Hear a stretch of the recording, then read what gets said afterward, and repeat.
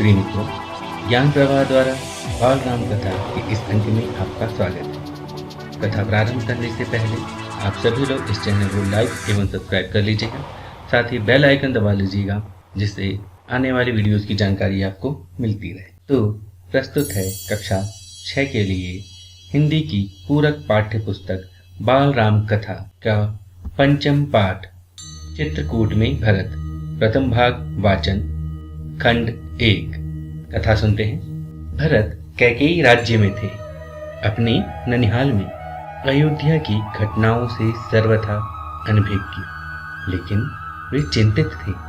उन्होंने एक सपना देखा था, पर उसका अर्थ पूरी तरह नहीं समझ पा रहे थे। संगी साथियों के साथ बातचीत में उन्होंने कहा, मैं नहीं जानता कि उसका अर्थ क्या है, पर सपने से मुझे डर लगने लगा है। मैंने देखा कि समुद्र सूख गया, चंद्रमा धरती पर गिर पड़े, वृक्ष सूख गए। एक राक्षसी पिता को खींचकर ले जा रही है। वे रथ पर बैठे हैं, रथ गधे खींच रहे हैं। जिस समय भरत मित्रों को अपना सपना सुना रहे थे, ठीक उसी समय अयोध्या से घुड़सवार दूत वहां पहुंचे। घुड़सवारों ने छोटा रास्ता चुना था। जल्दी पहुंचने के लिए भरत को संदेश मिला। वे तत्काल अयोध्या जाने के लिए तैयार हो गए। ननिहाल में भरत का मन नहीं लग रहा था, उचट गया था। वे अयोध्या पहुंचने को उतावले थे। कैकेयी राज ने भरत को विदा किया, 100 रथों और सेना के साथ। उन्हें घुड़सवारों से अधिक समय लगा, लंबा रास्ता पकड़ना पड़ा। सेना और रथ खेतों से होकर नहीं जा सकते थे। वे 8 दिन बाद अयोध्या पहुंचे। नदी पर्वत लांघते, थके हुए और चिंतित, भरत ने अयोध्या नगरी को दूर से देखा। नगर उन्हें सामान्य नहीं लगा, बदला बदला सा था। अनिष्ट की आशंका उनके मन में और गहरी हो गई। यह मेरी अयोध्या नहीं है, क्या हो गया है इसे? उन्होंने पूछा। सड़कें सुनी हैं, बाग बगीचे उदास हैं, सब लोग कहाँ गए? वह तुमुल नाद कहाँ है? पक्षी भी कलरव नहीं कर रहे हैं। इतनी चुप्पी क्यों? किसी ने भरत के प्रश्नों का उत्तर नहीं दिया।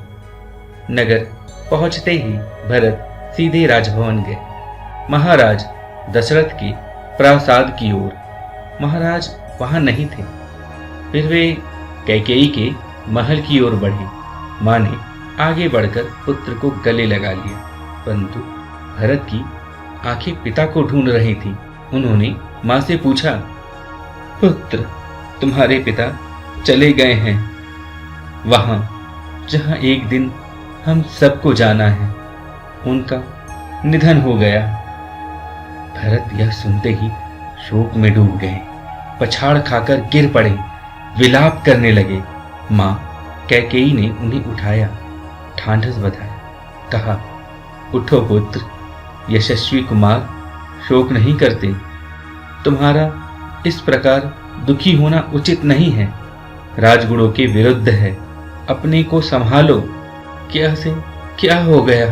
भरत यह मानकर चल रहे थे कि पिता राज्याभिषेक की तैयारियों में व्यस्त होंगे।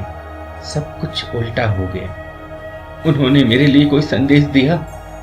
भरत ने मां से पूछा। नहीं, अंतिम समय में उनके मुंह से केवल 3 शब्द निकले, हे राम, हे सीते, हे लक्ष्मण। तुम्हारे लिए कुछ नहीं कहा। भरत व्याकुल थे, विकलता बढ़ती ही जा रही थी। वह तुरंत राम के पास जाना चाहते थे। महाराज ने उन्हें वनवास दे दिया है, 14 वर्ष के लिए। सीता और लक्ष्मण भी राम के साथ गए हैं। कैकेयी ने भरत का मन पड़ते हुए कहा।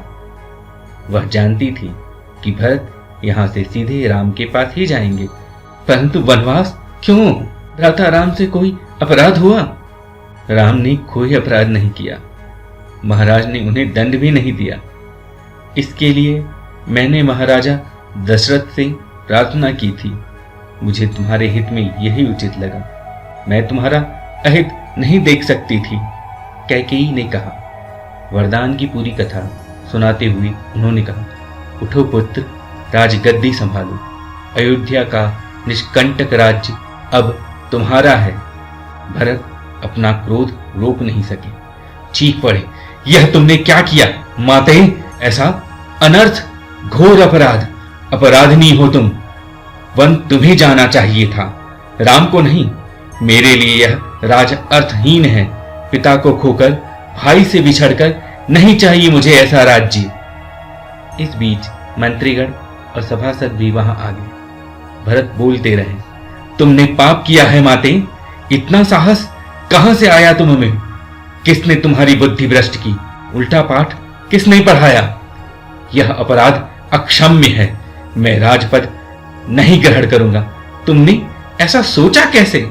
सभासदों की ओर मुड़ते हुए भरत ने हाथ जोड़कर कहा, आप भी सुन ले। मेरी मां ने जो किया उसमें मेरा कोई हाथ नहीं है।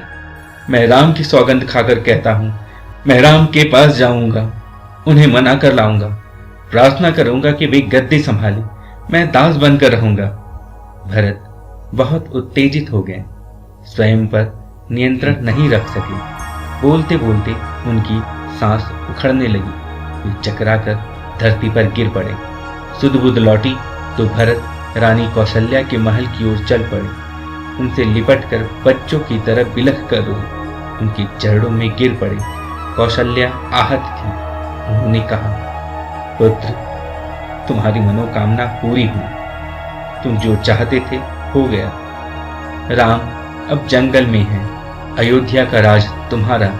लेने का जो तरीका अपनाया वह अनुचित था, निर्मम था।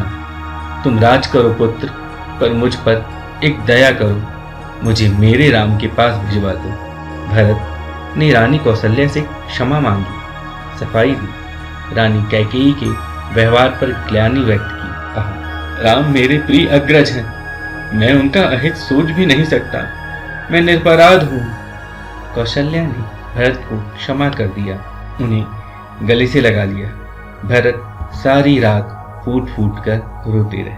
बाल राम कथा पंचम पाठ चित्रकूट में भरत के प्रथम भाग का वाचन खंड 1 समाप्त हुआ।